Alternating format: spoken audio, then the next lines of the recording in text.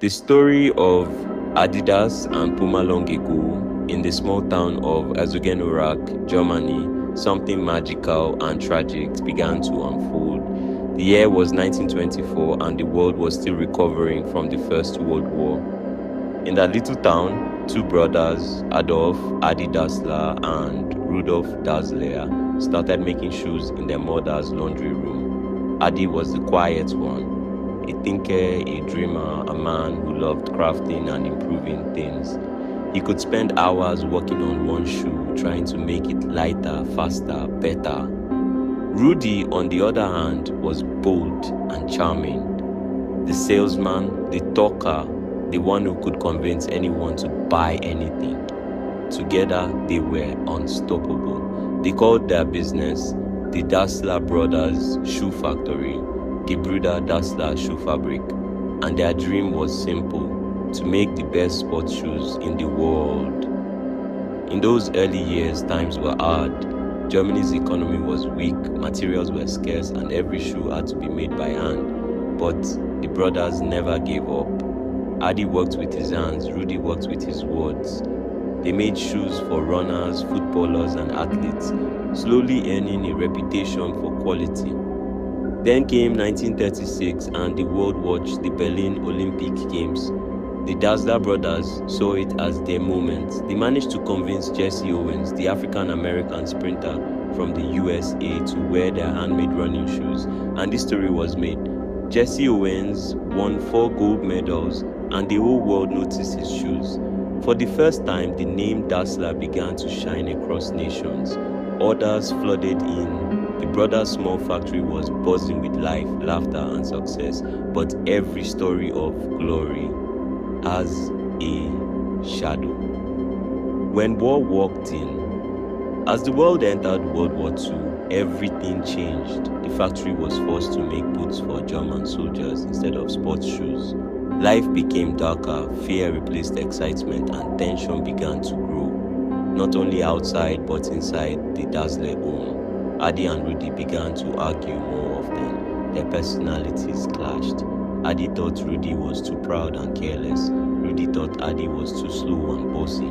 Their wives didn't get along either, and soon even neighbors began taking sides.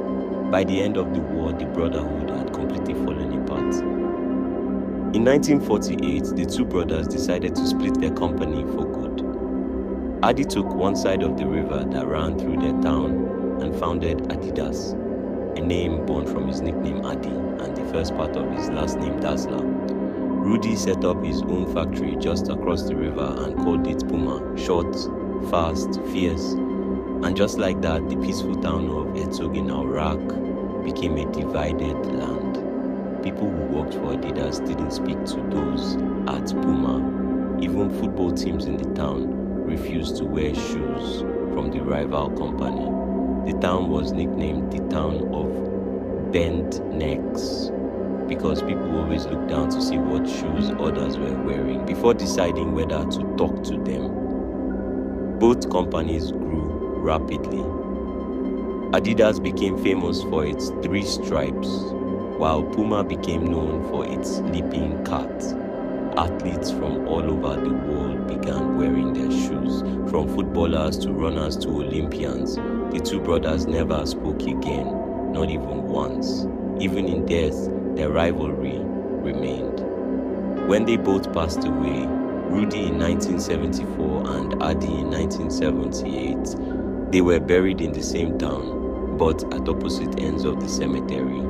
It was as if the river of rivalry still flowed between them.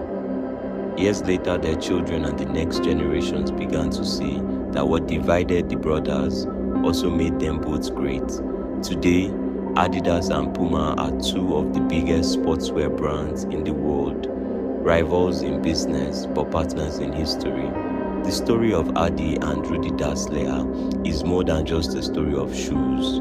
It is a story of dreams, family, success, and the danger of pride.